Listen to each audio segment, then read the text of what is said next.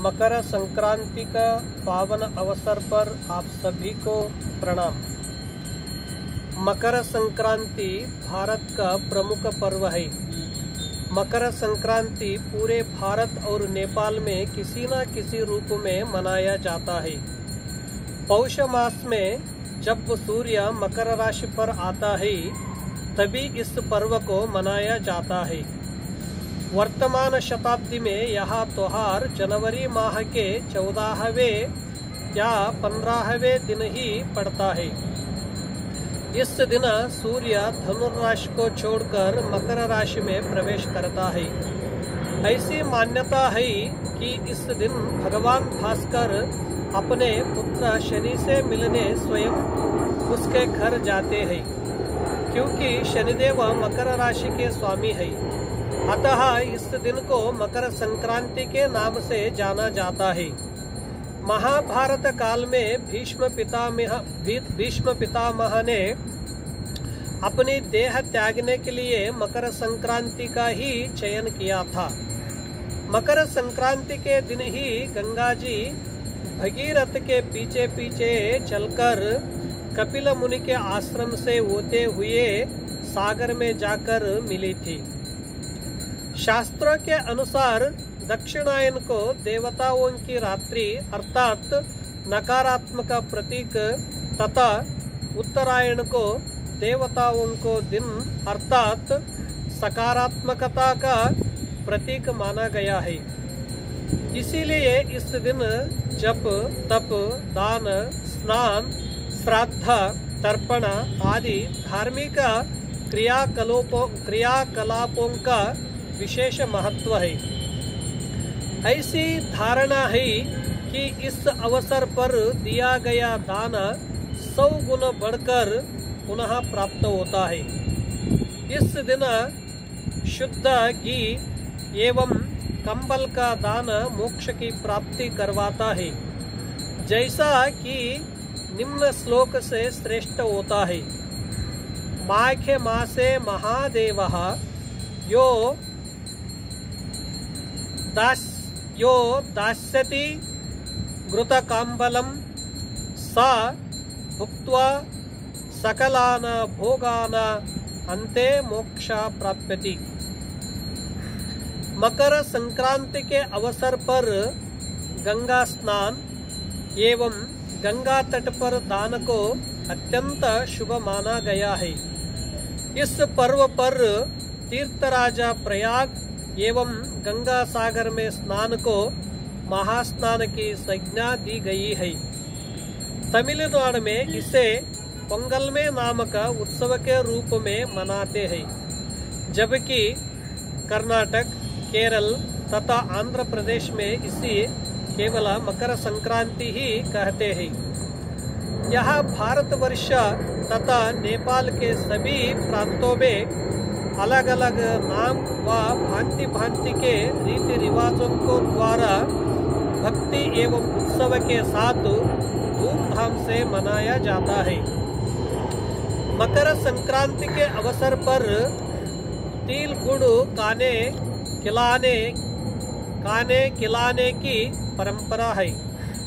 नेपाल के सभी प्रांतों में अलग अलग नाम व भांति भांति के रीति रिवाजों द्वारा भक्ति एवं उत्सव के साथ धूमधाम से मनाया जाता है।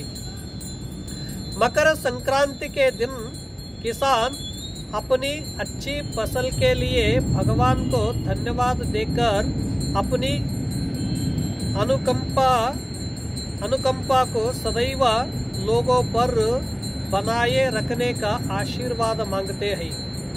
इसीलिए मकर संक्रांति के त्योहार को फसलों एवं किसानों के त्योहार के नाम से भी जाना जाता है। नेपाल में मकर संक्रांति को माघ संक्रांति, सूर्योत्तरायण और तारू समुदाय में माघी कहा जाता है। इस दिन नेपाल सरकार सार्वजनिक छुट्टी देती है। थारू समुदाय का यह सबसे प्रमुख त्योहार है। नेपाल के बाकी समुदाय में भी तीर्थ स्थल में स्नान करके दान धर्म आदि करते हैं और तिल, घी, शक्कर और कंदमूला खाकर धूमधाम से मनाते हैं। वे नदियों के संगम पर लाखों की संख्या में नहाने के लिए जाते हैं। तीर्थ स्थलों में रूरुधामा, देवघाट व त्रिवेणी मेला सबसे ज्यादा प्रसिद्ध है।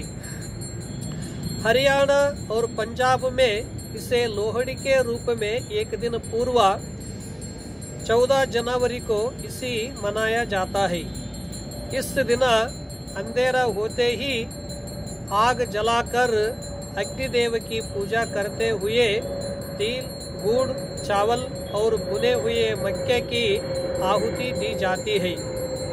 इस सामग्री को तिलचौली कहा जाता है। इस अवसर पर लोग मूंगफली, तिल की बनी हुई गजक और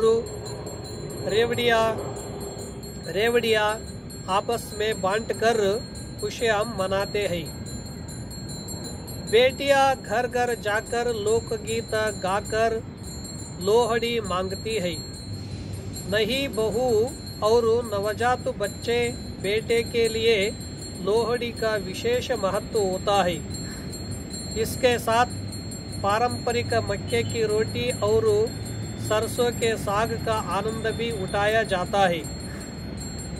मकर संक्रांति के अवसर पर भारत के विभिन्न भागों में और विशेषकर गुजरात में पतंग उड़ाने के पत है।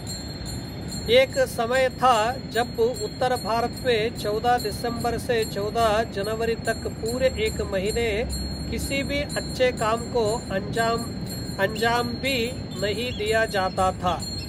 जैसे शादी ब्याह नहीं किए जाते थे। परंतु अब समय के साथ लगभग बदल गए हैं। परंतु फिर भी ऐसा विश्वास है कि 14 जनवरी यानी मकर संक्रांति से पृथ्वी पर अच्छे दिनों की शुरुआत होती है। माघ मेले का पहला स्नान मकर संक्रांति से शुरू होकर शिवरात्रि के आखिरी स्नान तक चलता है। संक्रांति के दिन स्नान के बाद दान देने के भी परंपरा है। इस शुभ अवसर पर सभी को बधाइयाँ हो।